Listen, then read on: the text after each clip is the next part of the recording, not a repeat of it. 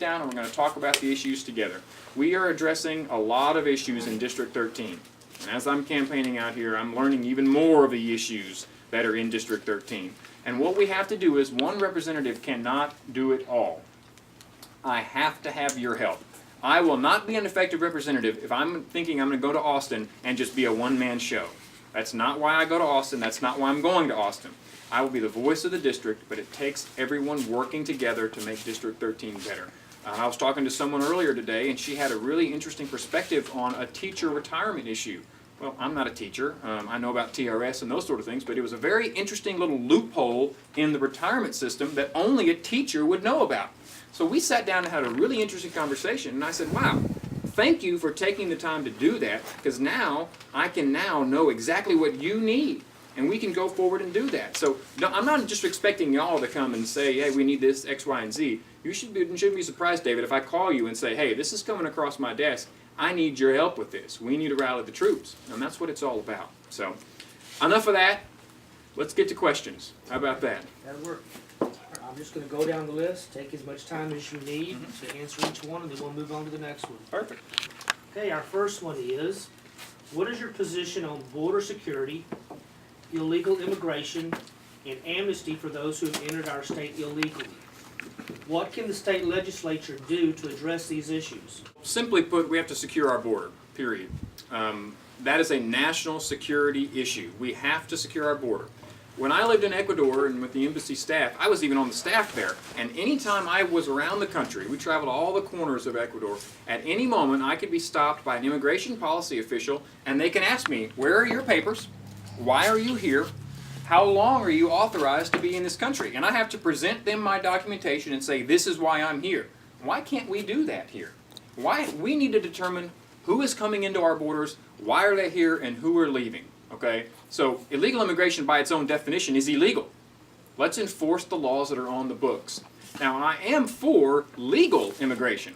All of us in here, ancestors came here at some point. Unless you're Native American, you were not naturally natively here. My ancestors landed in Galveston. Actually, both sides of the family landed in Galveston. Dad's group went to Columbus, Texas, and then split off. His group went to Brenham, and the other group went down further LaGrange, that area. So legal immigration, there's nothing wrong with that.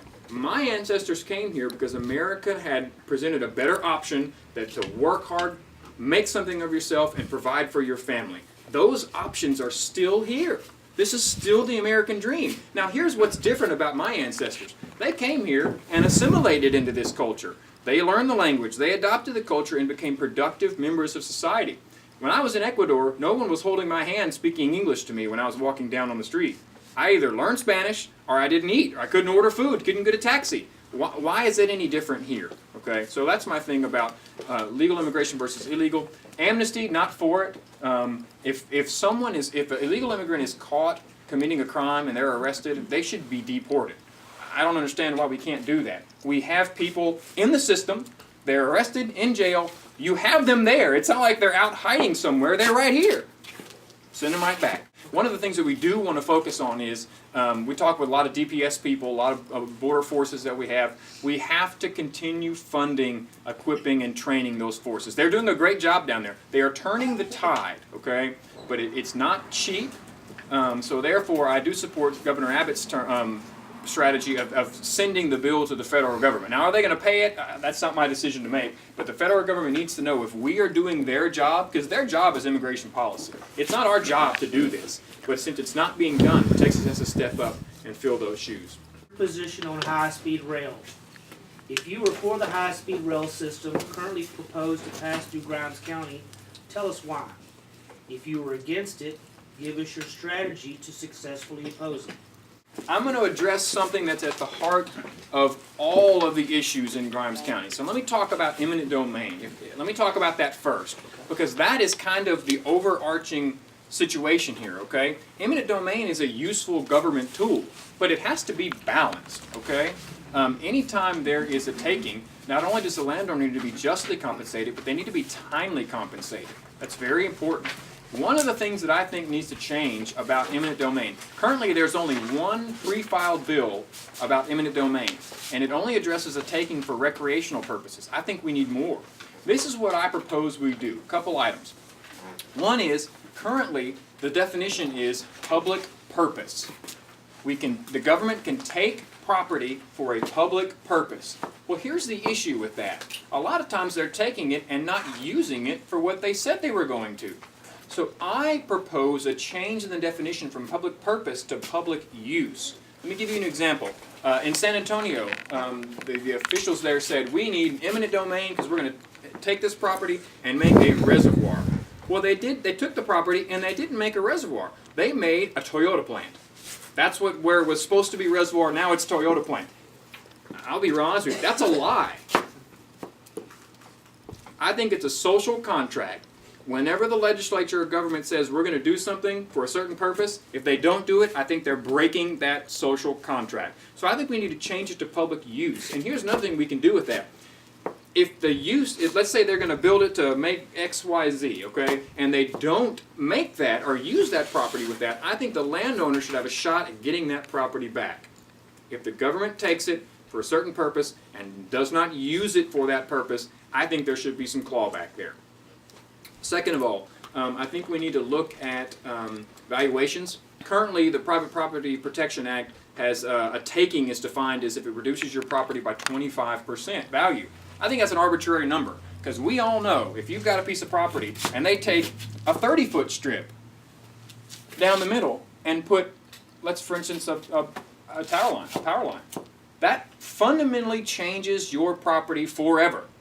So that 25% I think is arbitrary, because whether they take 3% of your property or all of it, it's fundamentally changing your property. A taking is a taking is a taking.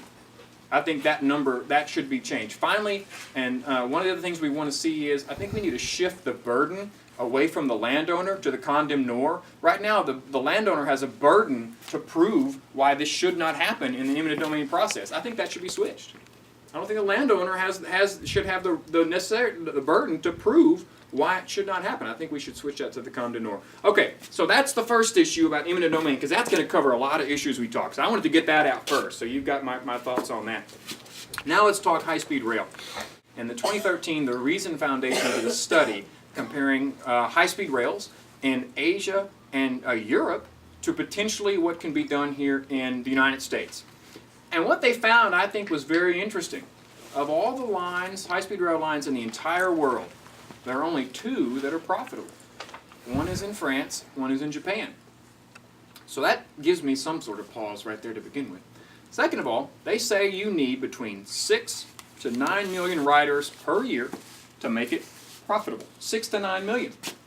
Most of them, majority of them, have to operate only on government subsidies. They will not work unless government subsidies pick up the slack. So the only one that we really have to compare it to in the United States here is in the Northeast Corridor. It's called the Acela train.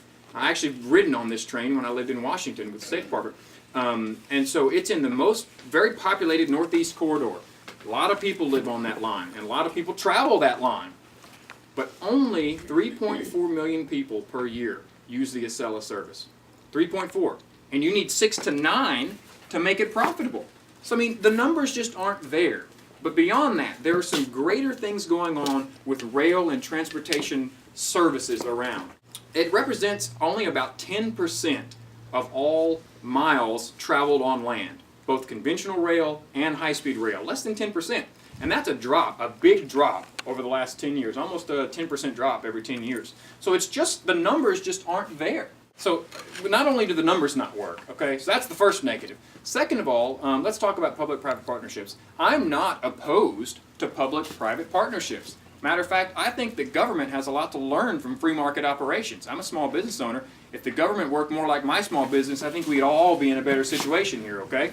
So I'm not necessarily opposed to that, but here's where I am opposed to it. If you have to use public funds to make the numbers work, that's an issue. If you're relying and building public funds into how your budget's going to work, that's not going to work. Because now you're spending taxpayer dollars for a bad business plan, and that's not wise. The state, only money the state has is our money, our tax dollars. I know how hard I work for my money to pay my taxes. I don't want that being misused. So that's why I just cannot get, this is be a terrible pun, I cannot get on board for high-speed rail. Okay, I just can't because the numbers don't work. And so if you're requiring public money, that causes me to go, oh, I don't know about this. Well, let's not even get started with the placement of the lines, all those sort of things. If you're going to place those lines, why not use existing stuff? Put it next to the highway. Put it next to the interstate. You already have easements there. Okay? Why would you just go through and cut Grimes County in half when the easements are already there? If you're going to do it, use the easement by the interstate or the highway or those sort of things. I think you've got to factor that in. So if the numbers don't work, which they don't, I mean, all of us have looked at it, the riders don't work, there's not going to be enough people to ride on those rails to make it work. You're not going to get 6 to 9 million people a year to ride that. So why are we even looking at this? Since you said the numbers don't work, how would you actually take a leadership position if you were elected to help us stop this? Why don't we tie, you can't use public funds unless it's going to work without them. Why don't we tie that into some funding? Let's say you've got a business plan that's going to do this project, but unless you have public funds, it's not going to work. Well, we can't use public funds for bad business plans. I don't go to ask the government to fund my business if I know that it's not going to work. The bank's surely not going to give me a loan if my numbers aren't going to add up. Why are we using public funds to subsidize that? I don't think that's right. So the purpose is the money streams. That's really where it comes out. If they don't have the funds to do it, they can't do it. Period. But they're claiming it's all There's not but one problem there. What if they get the funds to build it and then it goes busted? And they begging the government for money. Well, it's the same answer. That's, Yeah. And we have to let them know that we are not going to give government funds to an entity or an organization that's not going to work. Period. And then, this is the hard part, we have to have our leaders step up to the plate and say what they're going to do. I mean, you got to have them that are going to make those tough decisions and not bail people out from these sort of things. We're not in the bailout business in Texas, okay? We don't have the funds to do that. We have to have a balanced budget, unlike the federal government. So that's really where it hits them. You hit them at the money. If they're relying on federal funds to make this happen, and our government funds, and you know they're not going to get it, that stops it right there. Position on toll roads. Toll roads are not solving our infrastructure problem. Okay, toll roads are not the issue. The issue is our state leaders are not making the tough decisions to plan for our infrastructure and to budget correctly for infrastructure. That's the issue here, okay? More toll roads doesn't solve that problem. I cannot sit idly by and let rural Texas become the doormat for urban areas. I just can't do that. I'm a property owner in the district. This is my home. We have to fight for these sort of things. This district is really interesting because it gets pulled several different ways. In the eastern part of the district, we're getting pulled towards Houston and that side. In the western part of the district, we get pulled towards Austin. So we're kind of getting pulled both directions by urban areas. But we have to have someone that's going to stand up and say, we are not going to be the doormat. Toll roads do not solve the problem. I think what we need is better budgeting and funding at the state level for infrastructure. Let me just be real honest with you. Our state spending has increased 62% over the last 10 years. What that tells me is we are not hurting for money in Texas. The money is there because we keep spending more of it every single year. So we need to be able to be very careful in budgeting. I talked about this Monday. One of the things that we are definitely looking at is dedicated funds. That's something I'm definitely going to be looking out for is dedicated funds said, okay, we're going to have, gas tax is a great example. Part of that gas tax money is supposed to go and fund infrastructure. Well, it's not. What they're doing is they're putting those dedicated funds into the general revenue. Because as everyone in this room knows, the state of Texas Constitution requires a balanced budget. So what they're doing is they're taking those money that is designated funds, putting into the general revenue as if they can spend it on anything and saying the budget's balanced. That's what I call funny math. That's not how my business runs. Designated funds need to go to designated purposes. So here's one. There's not one solution to this problem, but here's one thing we can do. Senator Schwertner filed a bill, Truth in Taxation, that says the gas tax diversion needs to stop. Texas Association of Business says that alone will create $700 million annually.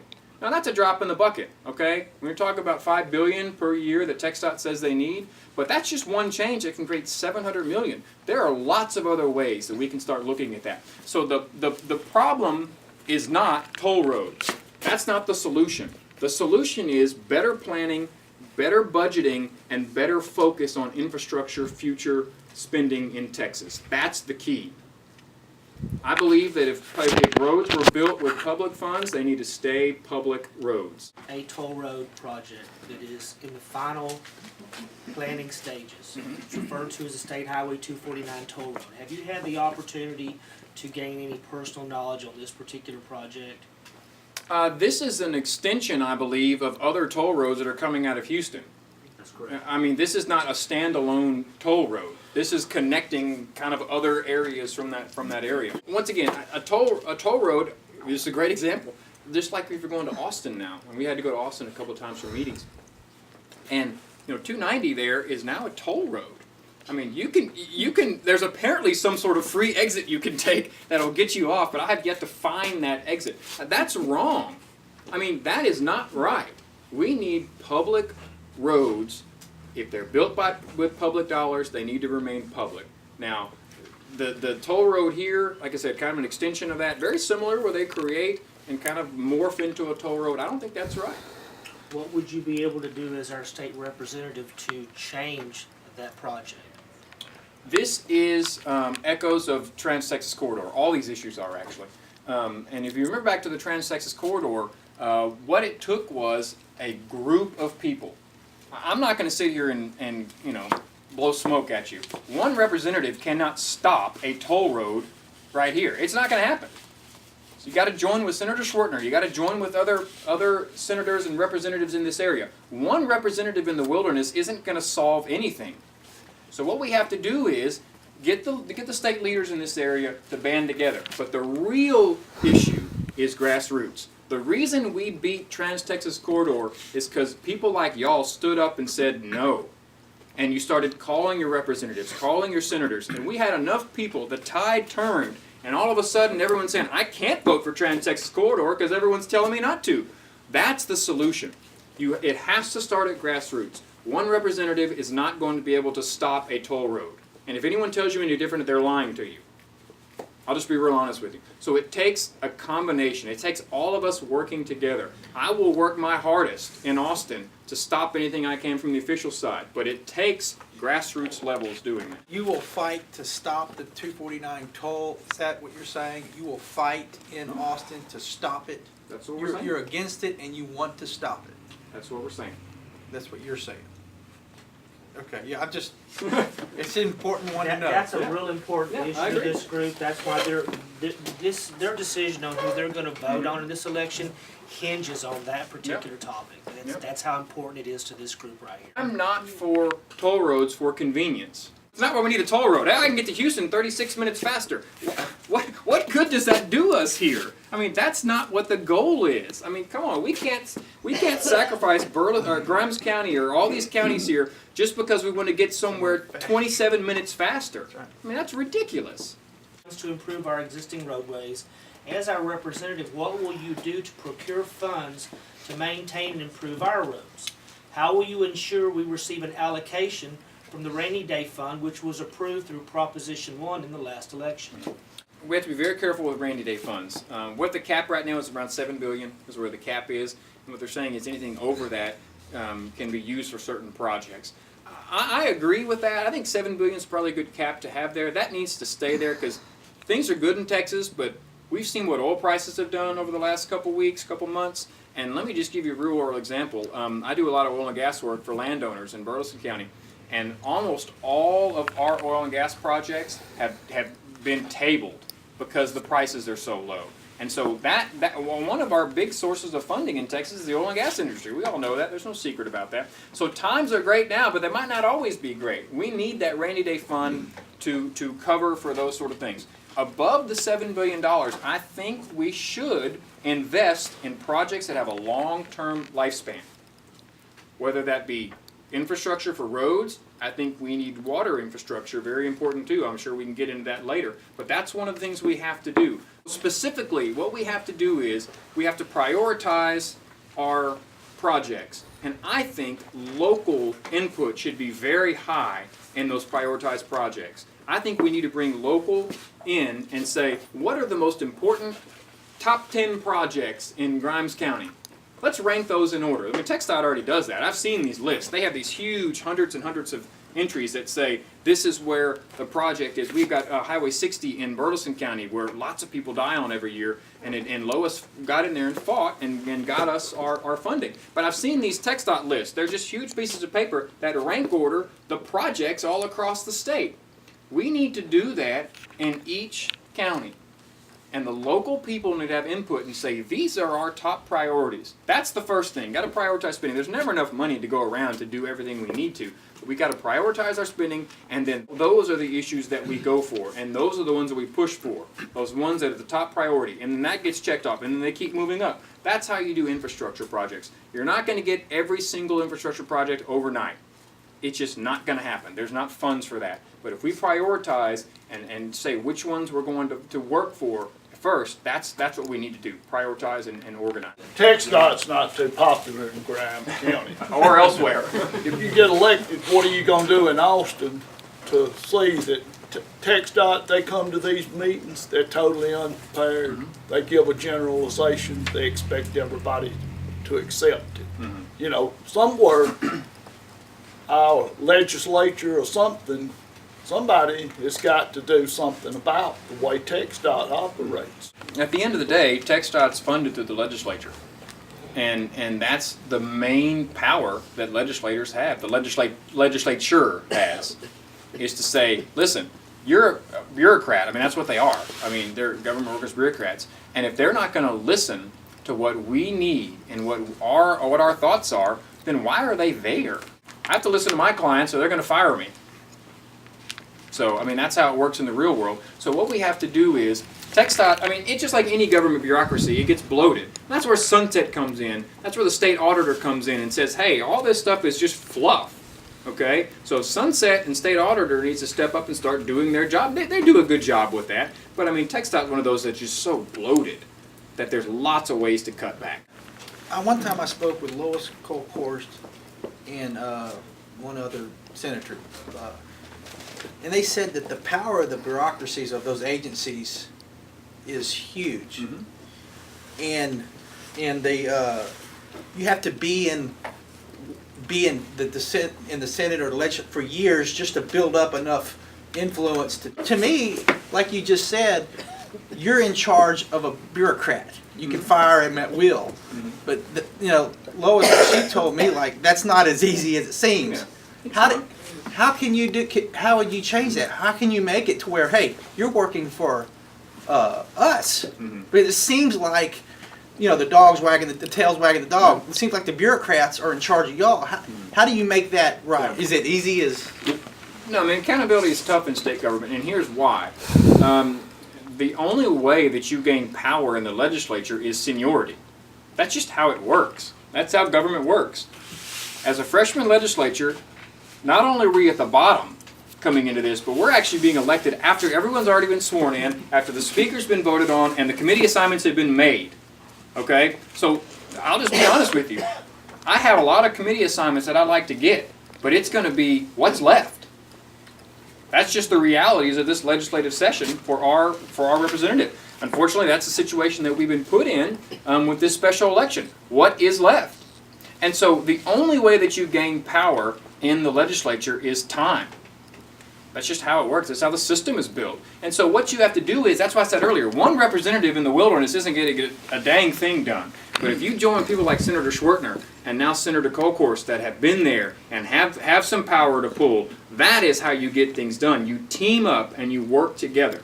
So you've got to get your allies, if you will, in the House and in the Senate that can work together. One representative alone, even if you've been there for 38 years, can't take on TxDOT. It takes a group. It takes working together. But that means you're not for term limits? Actually, I have term limits. Every two years is term limits. No, but No. If you don't like my job, vote me out and send someone back. That's term limits. I'm up for re-election every 2 years.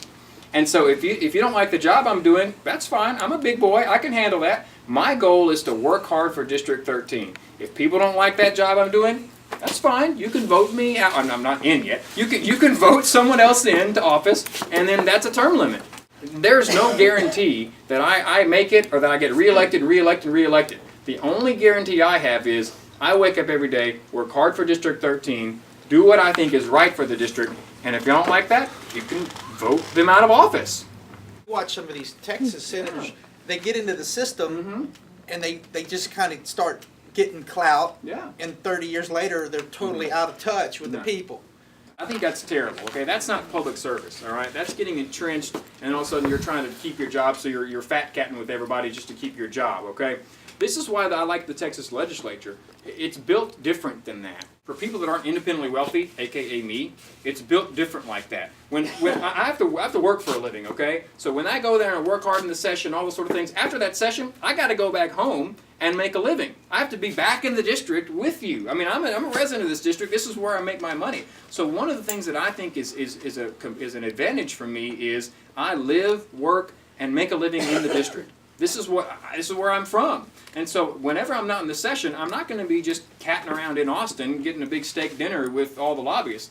I have to be back here in the district, not only working, but also meeting you and talking with you and saying what are the issues. My commitment is I'm not going to have a residence in Austin, okay? We're going to rent a place for the session, and then we're not going to have that place because I need to be back here doing what I can for the district. So I completely agree with you. People get up there and lose their minds. And that's because they don't stay connected to the district. I have to. I'm not a rich person, so I have to be here in the district. Do you mind telling us what the state rep position pays? No, I'll be glad to tell you that. It's $7,200 per year. It's in the It's in the Texas Constitution. $7,200 per year. You get a per diem in the session for $150 a day. For a 2-year term, that equals about $32,000 total in 2 years. So what's the point of anybody wanting that position? Because you want to do the right thing for the district. I think I have a skill set and experience and knowledge of the district that can go to Austin and hit the ground running for us. You don't go to Austin to make money, okay? You're just not there.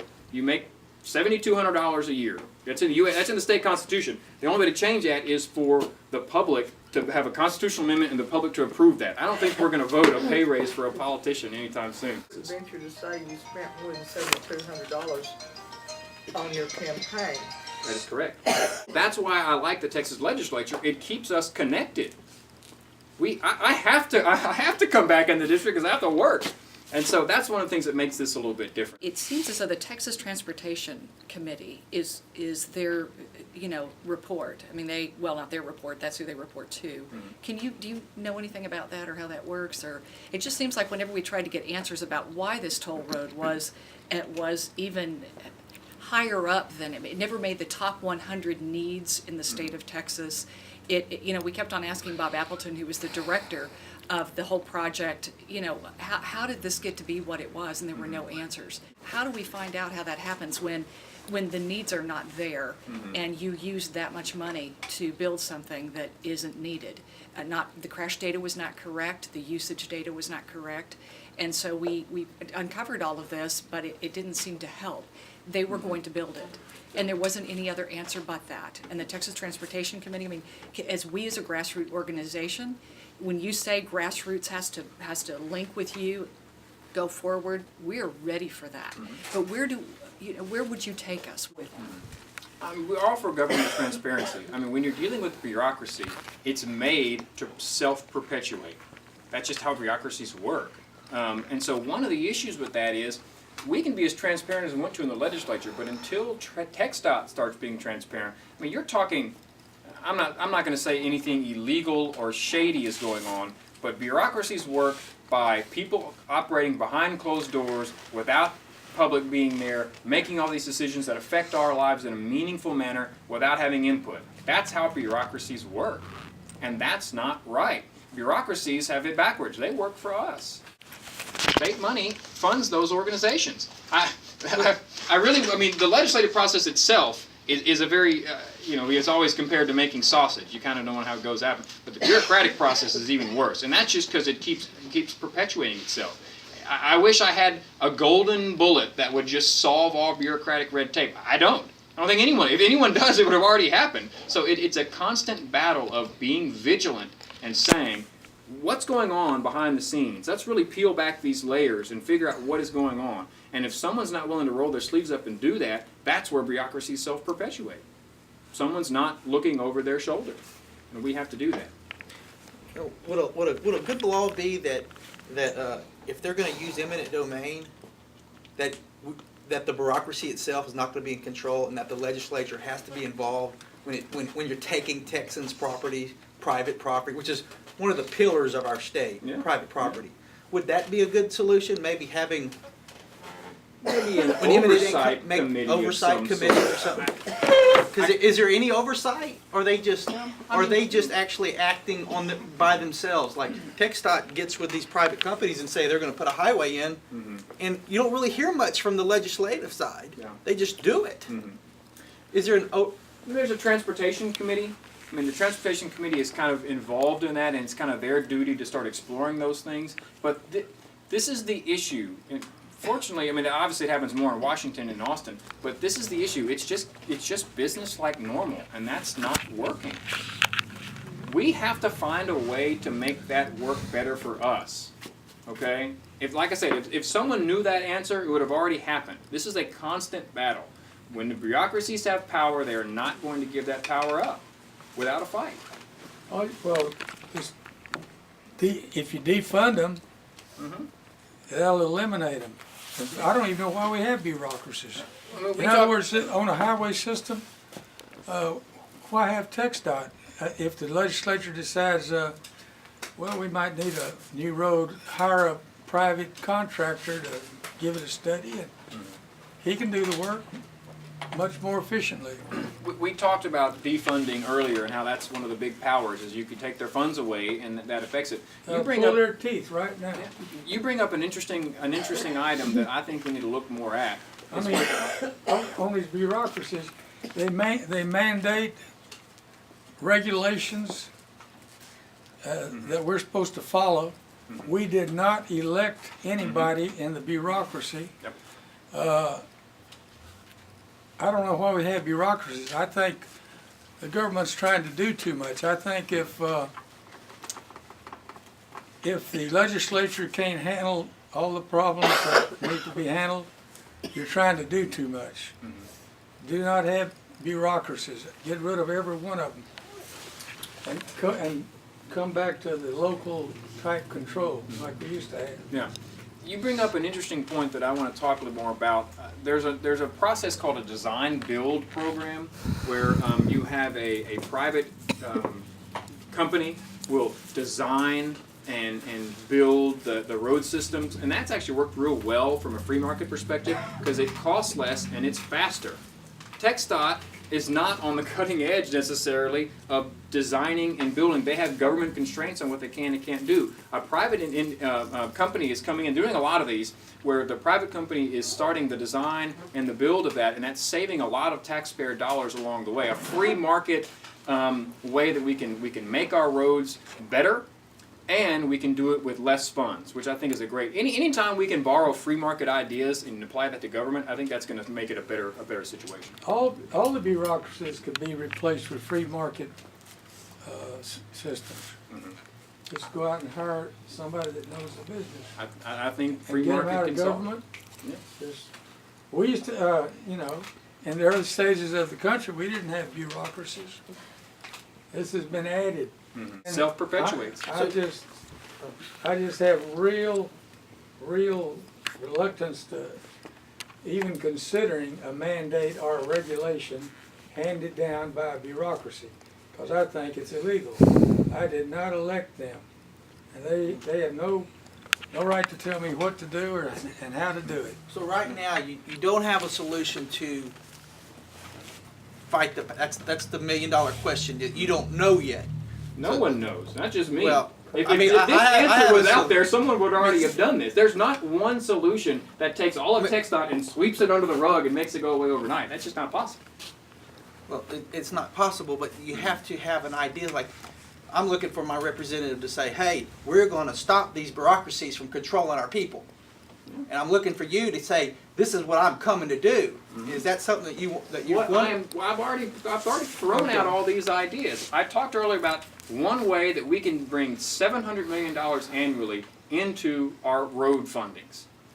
What's one diversion of one gas tax? One. That's more money than I'm ever going to see in my entire lifetime. I know that's a drop in the bucket for the government, but that's one way we can do to save $700 million right there. And that's easy. They've already designated those funds. Why are we taking that pot and putting in general revenue? I mean, that's one way right there to do that. I'm not going to sit up here and give you a pie in the sky. I'm going to go to Austin and I'm going to take TxDOT and I'm going to rip it into 700 pieces and put it under a rug. Because that's lying to you. If you want me to lie to you, I'll sit up here and lie to you all day if you want me to. No, but Okay, well then let's talk reality. well, then. I am. No, you're not. The reality from you that I'm trying to find is your principles. Mm-hmm. If one of the main principles Yeah. is to understand that we run off on elected officials. Yeah. That's how we run. Mm-hmm. And that is the most important thing to me. In my consideration for my is to have the control out of the bureaucracy. I think that's the basis of our problem. It is important. It is reality. It is important. We've talked about this. I believe several guiding principles. One, limited government. Government's too big. Two, when this government decisions are made, they need to be made at the most local level as possible. We know how to run things better around here than they do in Austin. I'm not hiding anything from you. This is what I believe. We need the local decisions. You want to talk about government that's out of whack? Why on earth is the Department of Education at the federal level telling us what we can and cannot teach our students in Navasota, Texas? I have a question on education coming up Yeah. in just a minute, Okay. so we'll get So to address that. I'm all about cutting back. Yeah, Tim. I want to, back when I worked for the state, there was and I don't know how many legislatures ago it was, but the legislature told the state agencies that, this is your appropriation, but during the biennium, you have to find 10% within your department, because there's 10% of this budget you're not going to get, and so you've got to fund it yourself from inside your department. All right, the agency I worked for, boy, they hated that. But my little part out here at the prison, in my little budget, we found more than our 10%, and everything got done, everything worked that was supposed to happen, and throughout the state, that all the agencies survived, and that all, that's something that could work again and could work with TxDOT. Yeah. It goes back to the purse strings. That's the main power the legislature has over bureaucracies, is the money. That's where the rubber meets the road right there, is the money side. Yes, sir. Both infrastructure and mobility needs. Please define your understanding of infrastructure and how you would determine which projects to support. From a road perspective, or what type of infrastructure? That's how the question is written. I Okay. think they're talking about infrastructure and roads, because the word infrastructure really encompasses more than just roads. It does, it does. And we've already talked about the increase in Texas population. I mean, it's going to increase by 82% by 2060. 82% by 2060. That's where the issue is coming in. We need to better fund and plan for our future infrastructure needs. Now, from the road perspective, we've talked a lot about that. But let me talk about a different infrastructure that I think we really need to look at. Very vital to our way of life in Texas is water. Talk about water infrastructure. In Burleson County, San Antonio Water Supply has inked a very large deal with private company in Burleson County that holds water leases. It is the largest transfer of water in the history of Texas. That water is going from Burleson County, and it's going to be piped to San Antonio through a pipeline that they're building, above ground pipeline from Burleson County to San Antonio. Now, I'm a private property owner. I believe in private property rights. If I own property, I have the ability to lease my property for oil and gas, to lease my property for water. That's part of property ownership. The government should be involved in only one area, making sure what I do on my property doesn't affect how you want to use your property. This is how water is playing out, and I'm kind of in ground zero on water in Burleson County. We have a groundwater district, just like several of the counties around this district have them. And what that groundwater district does is it has test wells all around the county. and they've got monitor wells where when that water starts getting pumped out to San Antonio, that groundwater district has legislative authority to say, hold on, you're pumping too much, we need to keep some here for our use. They have the authority to do that. The only thing that's saving that water is that local control. The local groundwater district has the authority to cut off the tap. If the control went to the state, I can tell you where the water's going. It's going directly to the populated areas. We're going to lose our resources here. I say that to give some background. The Texas Water Plan is a very good document, and people have acclaimed the document and said that's something that can be actually reproduced all around the United States that can be used as kind of a platform. The Texas Water Plan says that we obviously need to use conservation. We need to come up with other ways to make more water, whether that's desalination, whether that's all different sorts of things. The problem with those is they're so expensive right now. We'll talk about that in a little bit. Conservation alone is not enough. We have to invest in other water infrastructure for our future needs. I already told you what the population is going to do by 2060. One part of what those above the $7 billion cap rainy day funds, just like they did with the last session, is to invest in water infrastructure, whether it be reservoirs, those sort of things. We have to do that if we're going to continue our economic prosperity in Texas. Without water, it will just simply not work. So not only do we need roads and those sort of bridges infrastructure, we need also the water infrastructure that will make us more able to continue that economic development, economic prosperity, because if the water dries up, it's all going to dry up. Decrease in the price of oil and the reduction in oil and gas production, how do you see this affecting available funding for infrastructure and mobility needs? What projects should be given priority? Whenever we were first coming in and talking about this legislature, everyone was really really happy about this session because they thought that it was just going to be flush with cash. Oil and gas was $100 a barrel. We were just cruising right along. Well, now we see that it's not. There's going to be as much. Glenn Hager has a very challenging job right now to figure out what the heck these oil and gas prices are going to do to project out what kind of funds we're going to have to work with in the legislature for the next biennium. That's a tough job. Luckily, we got a good person in that position that knows that can do that. And so there's not going to be as much funding, I think, in this session as people thought there were. So what that means we have to do is tighten up our belt a little bit. I mean, I think we need to tighten up our belt in state spending to begin with, but especially now that we're going to have less revenue coming into the coffers. And so once again, we have to prioritize our infrastructure needs. And that's what I said about the local input about what we need to be doing. And then we need to look at those priorities, and that's the ones we need to focus on. We don't need to focus on number 37 on the list. We need to focus on number 1, 2, 3, however much funds we have. There's never enough money to go around. The state only has our money to work with. So they need to spend it correctly, prioritize it, and that's the key with the local input for making those list of priorities. And in fact, this is a very likely possibility. The right-of-ways currently under consideration would place a new transmission line next to an existing one, place a high-speed rail next to that, and then place a toll road next to that. Does that seem like a good plan to you? From a domestic security perspective, isn't this a terrorist dream come true? Yeah, I mean, there's lots of things you could say that about. The power grids and all those things close together like that. This is what I think about the transmission lines, okay? There's already obviously transmission lines going through here. There's already current easements, and there's already those coming through. The reason that they are now wanting new easements is because it's going to be cheaper to get new easements than use the current ones. But that's not our fault. This business, the group that did this, apparently didn't do their homework and figure out what the future need and future demand is going to be. We should not sacrifice Grimes County simply because this business did not do their homework. That, just because they didn't plan for future use does not mean we need another big land grab. Okay? And second of all, we have to look at the base of the problem. What is really causing this? The solution is not more power lines. The solution is that the Obama administration is not allowing us to build energy producing areas where they need it. The EPA won't let them construct a power plant outside of Houston where they really need the power. They won't let them construct a power plant outside of Austin where they really need the power. That's the issue.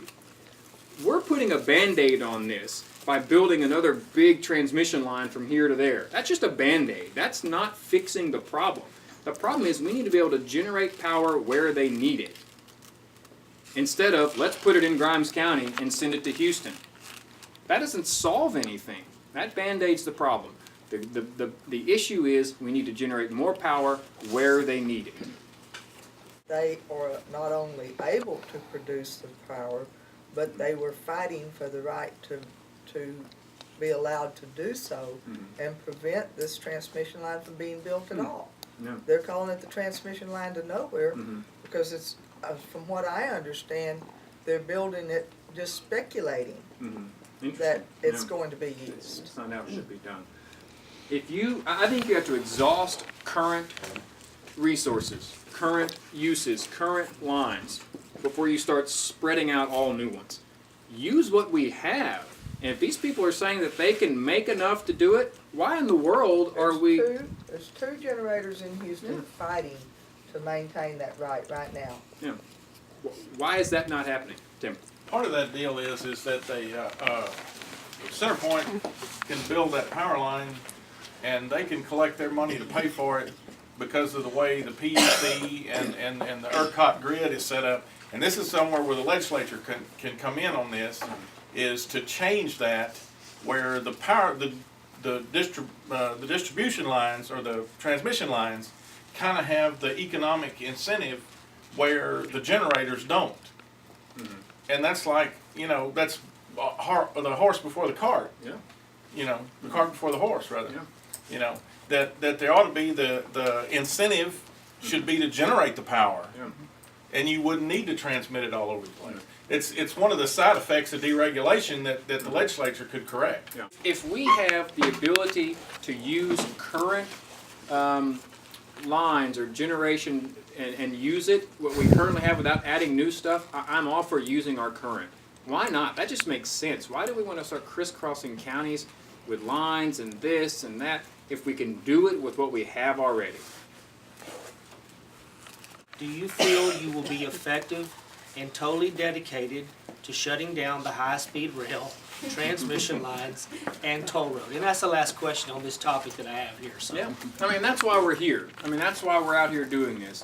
We're getting to know you, letting y'all get to know me, and just say, listen, we're for District 13. That's what we're for. We're for District 13. And so when projects like this come up, that if the high-speed rail's proven that it's not going to work financially, okay, why even go if we know it's going to fail from the start? Transmission lines, we can already generate enough with what we have. Why have more? Toll roads, we don't need to build this just to get to Houston faster. Yes, I am against anything that's not sound policy. So that's what I'm here. I'm here to tell you, we're going to fight for this. We're going to work with y'all. If you elect me to the legislature, you're electing someone that's going to stand with you. But I can't do it alone. I need y'all. We need Senator Schwertner to step up, and he's already doing that. We're going to join those forces, and we're going to do what's right for the district. We had to file our election commission reports, ethics commission reports this week. I've taken this much money from PACs or issue groups. That's a zero. I'm only beholden to the district. Over 2/3 of my money I've raised has come from right here in the district. 2/3. All right? I'm raising money the old-fashioned way. I'm getting out, I'm meeting people, and I'm asking for your vote and for your support. That's not easy. We've raised, I'm very proud of this. We've raised over $50,000 for this race by asking the district members of District 13. Haven't taken any money from Austin, haven't taken any money from any other PACs or interest groups. The only group that I am beholden to is the voters of District 13. That's where I am different from other candidates. What is your position on same-sex marriage in Texas? I'll be real honest with you. I grew up United Methodist. I have an issue with that, and this is where my issue comes. When they fight and fight and fight to have to call it marriage, that's where I'm drawing the line in the sand. They're not wanting what's popular to call a civil union. They're not fighting for that. They're not fighting to get the same benefits that we have as married people. That's not what they're fighting for. They are fighting to have it called marriage. And that's an issue. That's an issue with me. Now you're not trying to get equal rights and civil liberties. No, you're just trying to mess with marriage, the institution of marriage. We all sit here and know what the Bible says. One man, one woman. That's marriage. And if you fight and got to say, I don't care about these other things, I just have to be called marriage, that's an issue with me. What is your opinion on school choice options? I believe that one of the vital tasks of the state is to educate our young children, our young people for the next generation of workers. I believe in a couple things. One is, I have a twin sister. She was a high school principal for 8 years, so she always talks to me about education and what we need to do and those sort of things. One of the things that we need to focus on is we need to give students the options to pursue some of their own paths. Okay, everyone needs to learn math and science and history and English and those sort of things. But at the end of the day, Mom's dad was a carpenter. Dad's dad, sheet metal guy, Schubert Sheet Metal in Brenham. Those are honest trades. We need electricians and plumbers and carpenters and painters and sheet metal workers. I mean, we need neuroscientists and doctors and attorneys. Well, I don't know about that, but we need neuroscientists and doctors and you know, those sort of things. We need to have students have the options of pursuing some technical things. Maybe they want to go to a four-year school. Great. Maybe they want to go to technical school. That's fine. We have to educate the entire workforce. I was talking to a plumber in LaGrange last night. He was telling me some things about this. He said, you know, the average age of plumbers in Texas, 55. Is the average age of plumbers in Texas. 55. In 20 years and your pipe breaks, who's going to fix it? We have to let people know there's nothing wrong with being an electrician. There's nothing wrong with being a plumber. Those are great, honest tasks. We need to give students the option to pursue what they're interested in. Now let me address school choice. Local control. All right? Parents need to be involved in the kids' education. Whether that's public school, whether that's private school, whether that's homeschool, need to be involved in those. Those are fundamental choices that affect someone's life. I have some good friends from Caldwell who homeschool. They have 6 kids and they're so smart. They play the piano. She actually traveled in Europe last year and just went to all these pianist schools, and she's just amazing. They're so educated. They're so smart. And this is one thing I'm going to say about homeschool. I believe that if you're homeschooling your kids, you should have the option to be involved in athletics and other things at public schools. You're paying your property taxes. You're funding those schools, whether your kid's going to it or not. So why can't they? They're called Tim Tebow laws. That's what they're being popularly called. I support those. Let them compete in academics or in athletics. Let them maybe they want to go in and sit in on a nice history class that they like. Let them do it. The parents are paying their property taxes. They're funding the education of their kids, whether they're going or not. So school choice, parents need to be involved in that. What can be done to increase the number of general practice doctors in our state? What can be done to reduce the cost of health care? Obviously, it's vital. We have to have it. I'm glad we didn't extend Medicaid because we could go a long time on this. Let me just go step by step here. Glad we didn't do that because when federal money comes, we talk a lot about limiting the federal government, how we can do that. There are lots of tools in that.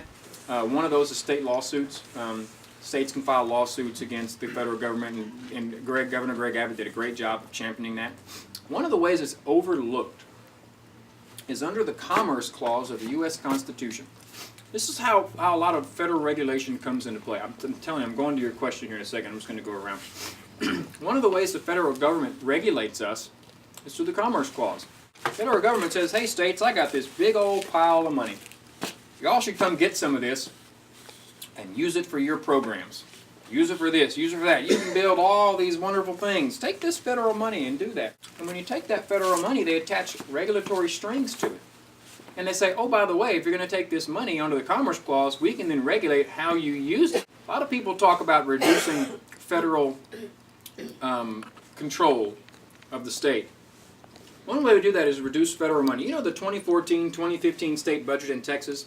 1/3 of it is federal dollars. 1/3 of our state budget this year, federal money. People talk a lot about lawsuits, talk about a lot about waivers. That takes time. Got to go through the court process. You got to do all this stuff, and it may or may not work out. If you reduce the number of federal dollars you take, it automatically reduces the regulation of those federal monies. We need to reduce our dependence on federal dollars. That will overnight reduce federal regulation.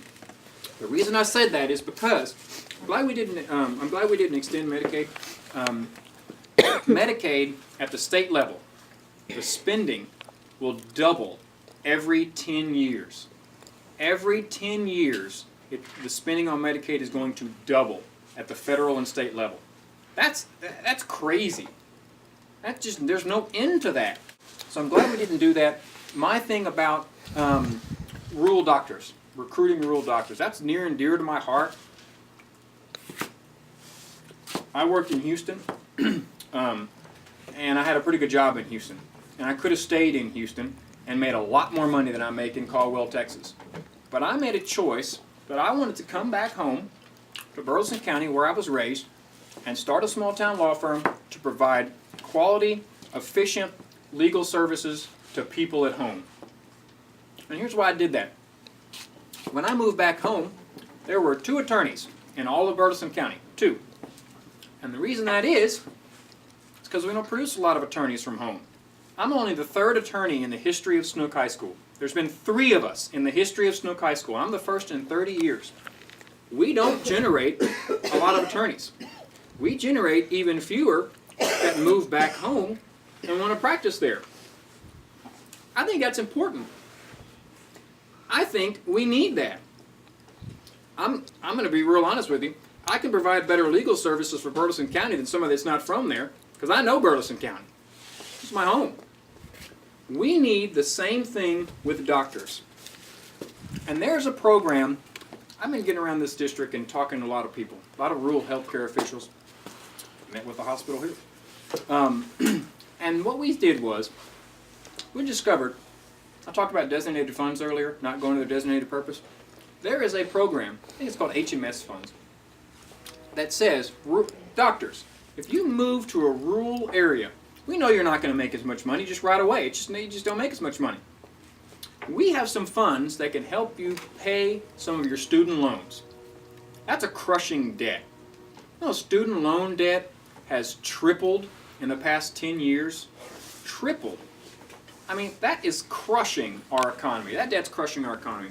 So what these funds do is say, listen, we're not going to pay all your student loans back, but you can have some assistance if you come back to rural areas and provide quality medical services that are needed in rural areas. Well, guess what? You know where I'm going with this. Those designated funds are not going to that. They're going to the general revenue. That's not right. How are we going to be able to recruit people to come back to our rural areas if we can't help them come back somehow? All right, we had a great program there. If the rural doctors want to come back, we're going to give you a little help with your student loan debt because you're not going to make as much money. That's a great incentive to move back home. You know what? Somebody might realize, bring the numbers and say, I can't move back to Navasota, Texas because I can't make enough to pay my bills. That's a real world problem. And that program was supposed to help that, and it's not, and that's wrong. That's a way we can Use the government money, our money, to actually change how people work economically, make people go here or there. I mean, you don't think that, you think that's right? Because, I mean, are you going to do that for everybody? We need more mechanics over there. We need more. I mean, what's fair about that? Yeah. When you're deciding what kind of money, what kind of subsidy you're basically giving to somebody. 'Cause I don't believe in subsidies like that because it's unfair. No one gave me a subsidy to move back. I didn't make that rule. I didn't make that program. But didn't you just say it would be good if they... That program they followed? was sold to us by the legislature. A social contract between the legislature and me that said, we're going to have those funds help those doctors want to move back here. They're not doing that. I didn't make the program, but if the program's going to be there, you need to have it going to where the money is supposed to be going. So you don't agree with the program? No, I've already said I think it's a good program. Oh, okay. I already said it. Oh. You need to recruit doctors to come back. Often will you hold public meetings in Grimes County? Will you attend these meetings personally? How will you make yourself and staff available and accessible to your constituents? I think Senator Colcourse did a great job. I mean, she had monthly meetings in all the counties. And if she wasn't able to make it, she sent staffers. But, you know, she made those meetings. And that's what we're going to do. That's a great way that we can do that. That's a great thing to follow. I mean, I've already said, I'm not going to Austin to become some Austin insider. That's not what I'm doing. That's not why I'm doing this. Doing this to help District 13 out. The only way I can do that is if I stay in touch with the district by routine meetings, coming in, and not just meetings, but calling on the phone and checking in and seeing how we're doing. I mean, this is my home. I didn't just move back and decide to run for state representative. This is where I live. This is where I'm from. I want this place to succeed. And so, yeah, that's exactly what have routine meetings. We're going to come in on a regular basis, know where they're going to be. We'll obviously have a district office, and that office is here to serve you. It's the whole reason that state representatives are there, to serve you. What will be the first piece of legislation you write or sponsor? What committee assignments will you see? Committee assignments, natural resources is very important to us. Government efficiency and reform is very important to me. I think that's one we'd like to be on.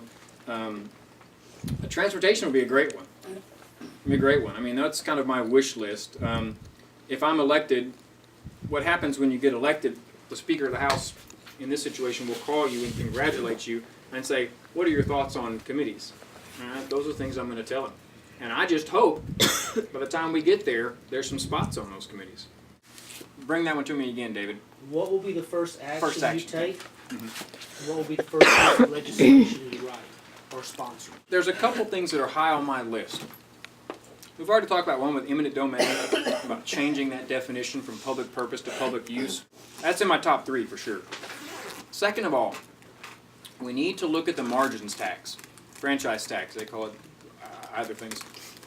This is an interesting tax that stifles small business. Okay, I'm a small business owner. I know what happens when the rubber meets the road and big business regulation. What the margins tax is, it's a tax on gross receipts. What that means is the tax is due whether or not a business has profit. It's gross receipts, not net receipts. What you do is, even if you don't qualify, right now there's $1 million exemption. That means is if you gross over $1 million a year, you have to pay that tax. If you gross under $1 million a year, I still have to pay my accountant to file the paperwork to do that. That's a huge burden on small business. There's already a stack of regulations on top of business. We don't need to be adding more. Senator Schwertner's filed a bill that ups the exemption to $5 million. The thing about the margins tax is, it was lauded as it's going to be raised all this money. It raises under 10% of the entire budget comes from margins tax, but it stifles small business development. Okay, and beyond that, in March, voters voted 9-1 to abolish it. So I'm at least for $5 million exemption, but I'd really like to abolish it. That's going to be something we're looking at as well. Would you accept a position and serve on the Grimes County Sub-Regional Planning Commission, our local 391 commission? I'd love to serve on commissions like that and help out with the local issues. I mean, the only way I'm able to stay in touch with that is to work with local groups like y'all's that are working hard on these things, and that's the goal. So you would actually accept a position on the local commission, is what you're saying? If I'm able to do that, yeah. Okay. Challenges that this legislative session are facing, and how would you go about addressing them? One is going to be funding. People going into this session really expected a lot of extra money in the coffers that's not going to be there because of the oil price changes. That's going to be a big deal. I'm not saying we're going to be making those cuts like we did a couple sessions ago, but there's less money in there than we thought. So that's going to be an issue. I think one of the biggest issues in this session, just like every single session, is reining in government spending. I mean, I already told you, over the last 10 years, our spending has increased by 62%. That's too much. You've got to focus in on the spending. So whenever people start talking about, additional taxes and those sort of things, I'm against additional taxes that sole job is to raise extra state revenue. Because I think more state revenue only leads to more state spending. If you give the state more money, they're going to spend it. They're not going to tuck it away. They're going to spend every dollar we send. Yeah, so that's the tough thing. Those are two things we're looking at. What has driven you to seek this position? What is your heart going in? I mean, you've given us details, but I want a bigger picture. And then in the end, if you serve 1 term or 5 terms, especially if you get up there and have really time to build some influence, then what do you want your legacy to be in this seat? My motivation for public service to me is a very broad term. I define public service as helping people. My motivation for public service comes from this lady that's sitting right here. My mom is the administrator of our local church. I grew up United Methodist. She's been the administrator for over 30 years and is currently the administrator. When I was growing up, I watched her help basic needs. I'm talking basic needs. Kid comes in, doesn't have a coat for the winter. Come to the church. Can the church find a coat for my child in the winter? Do you have any extra food? I'm not talking handouts here. I'm talking basic needs that the church was fulfilling. Not the government, the church. That's where I get my motivation for public service. That made a mark on me from a very early age. That's why I'm involved in things like Rotary Club. I'm a past president of the Rotary Club. I'm the current secretary of the Lions Club. Matter of fact, when I was president of Rotary, they encourage every president to come up with their own program. What is going to be your mark on Rotary for your year as president? So I thought about it, and I ran into a great group called the Texas Ramp Project. What they do is they build wheelchair ramps for disabled people at their house that are not mobile because they can't get in and out of their house because they have a ramp. It's a private organization. So I said, that's the group we're going to tag up with. This was not Rotary's going to write a check and feel warm and fuzzy inside. I wasn't going to do that. We gathered up Rotary. Dad was there. He remembers this. Yeah. We gathered up Rotarians, and we went out to people's houses, and we said, we're going to build you a ramp. Now, I mean, I grew up in the country. I can build things. I'm not very great at it. That's not my talent in life. But that's what we did. We rolled our sleeves up, and we built a ramp for someone so they could get out of their house. And that's basic helping people. That's my heart. My heart's always been in service. The mark I want to leave on the district, whether it's 1 term or however many terms y'all send me to, I want to be remembered as the person that put the interest of District 13 ahead of my own. That's the one thing I want to be remembered as. That's why I've fought hard to raise my money in the district. Because I want it to be beholden to the district, not some lobby group or PAC out of Austin. I ask you, just back to term limits, can you say whether you're for them or against them? And I mean term limits, to me there's not term limits. Term limits to me mean you serve a time as a senator or a representative and you're done. You could move, so you're not allowed to basically get in the mob, is what I call it. Are you for or against them? What are we talking? Are we talking 5 years, 10 years, 20 years? I mean, because if you have to re-elect your representative every 5 years, I mean, you're in a constant cycle of non-seniority. Yeah, say 5 years. Yeah. I mean, I think 5 years is too short. Okay. I mean, why do you want that? Don't you think with seniority that comes with clout in machine politics? I mean, do we want You can. But look at Lois Colcourse. She was the committee chair. She was the head of Human Services Committee in Texas. You dang sure didn't think she was an Austin insider, did you? You saw her every time, didn't you? You just because everyone gets up there and loses their minds and think they're the biggest thing in the world doesn't mean that everyone is like that. But isn't it the most? I'm not going to make a comment on that. You have people that make individual choices. I am not responsible for what some representative in another part of Texas does. Okay. So what would be a Not term limit responsible. you'd be? Now, I don't think you need to be in there for 25 years. Okay. Okay? I don't think you need to be in there for half a century or whatever. I think the term limits, you're in for 2 years, it's up to us to vote you in or out again. I think the real question is the money that these different positions are paying. Once you're in for so long and then you get out and we're paying their retirement. You know, that's what I want to see change. I don't want, if somebody goes in and is my senator for his term, and then I'm going to pay his retirement for the rest of his life? No, that's what I want to change. That's not right. You get paid while you're in there, whatever it is. Once you're out, you don't get any more money. That to me would be better than your term limit. Just cut them off. I don't want to keep funding them. Retirement. This is getting to be a problem with all the governments and some companies all over the United States. These retirement plans were set up where the monies that was in there would make 8% interest. And we all know that nobody gets that without taking a bunch of risks nowadays. I'd like for you to comment on how you feel about the Texas retirement system. One of the issues with the retirement system is it's not a pay to play. They base your retirement on how long you've been there. And that's where the issue is. That's not actuarially sound. Why don't we change that to where, okay, let's make it like a 401k type deal. You put money in there and you get what you put out. As opposed to, we're been here for X amount of years, times the age, times the amount of service, and we get automatic this coming out. It spits out a number. That's why Social Security and none of that works. You're not putting enough money in.